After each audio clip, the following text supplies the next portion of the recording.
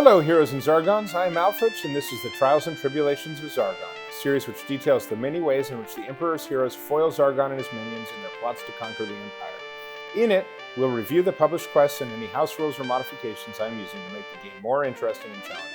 My heroes this campaign are played by a single experienced player, so they cooperate, share resources, and are wise to the wiles of Zargon. In this episode, we'll cover Quest 14, Return to Barak. Mentor sends the heroes on their final quest, for now, by telling them, now that you have found the Spirit Blade, you must return to Barak and defeat the Witch Lord. The Emperor has ridden forth to meet the Eastern Orcs at Blackfire Pass. If you fail, the Witch Lord will lead his army of undead and attack the Emperor's forces from the rear. Then nothing will remain to prevent the forces of chaos from overrunning the land. This quest layout is a weird semi-facsimile of Quest 12. The heroes again begin in the southwest quadrant, but gone are the two secret doors leading through the southernmost rooms of this quadrant and into the southern corridor, which has become fully stone. Gone also is the stone wall blocking the entrance to the central passage from the westernmost corridor.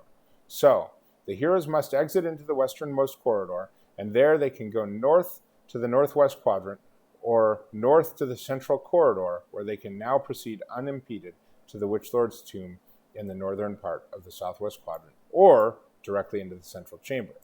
Their quarry is in neither of these places, however. Instead, two of the false doors from the original quest have been opened in the northeastern quadrant, and the last one has been removed completely. It is here that the Witch Lord makes his stand, and the heroes will reach these rooms whether they take the northern path or the central path.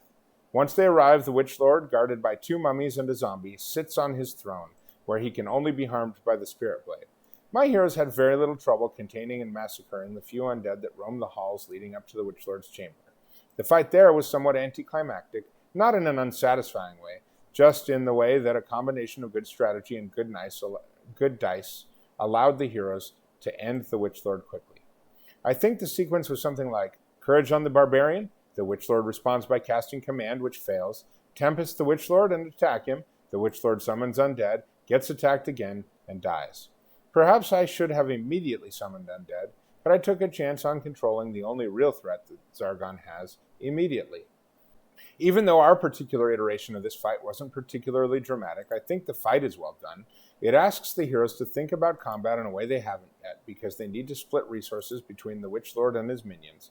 With only one hero able to attack the Witch Lord, probably that hero and the wizard, concentrate on him for at least a couple of turns, while the other two heroes serve as crowd control. I'm not particularly excited by the only one hero can damage this monster mechanic, but since it's used sparingly, it does present a new challenge. The rest of this quest is utterly forgettable. The monsters are all undead, which is good, because they're on theme, but there are no surprises, and there is very little risk. This is somewhat forgivable, since the chance in the game makes tightening the screws on the heroes a risky proposition, but it does make the quest somewhat boring. The Witch Lord is supposedly raising an army, but his halls are empty.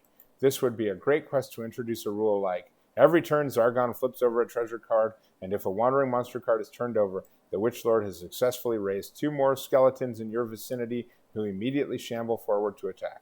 This would give the heroes a tiny bit of time pressure, while evoking the sense that the heroes really are walking in on an evil wizard preparing to take the fight to the Empire. In the end, my heroes won the day and lived to foil Zargon's future plans. At this point, the Emperor named them champion, and each earned some special training in the form of a draw from my level decks for each hero, but Zargon's plans multiplied. The Emperor got trapped in the mountains, an elemental wizard was tinkering with magic, a high mage began stifling trade in moonstone, a key ingredient in potions, and the frozen horror awoke. I gave my heroes the choice of which threat to pursue first, with benefits for pursuing each one and potential consequences for waiting.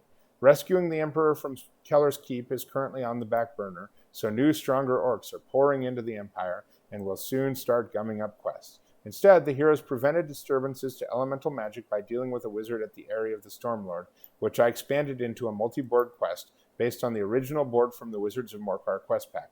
So if you're interested in hearing more about our escapades, please like and subscribe.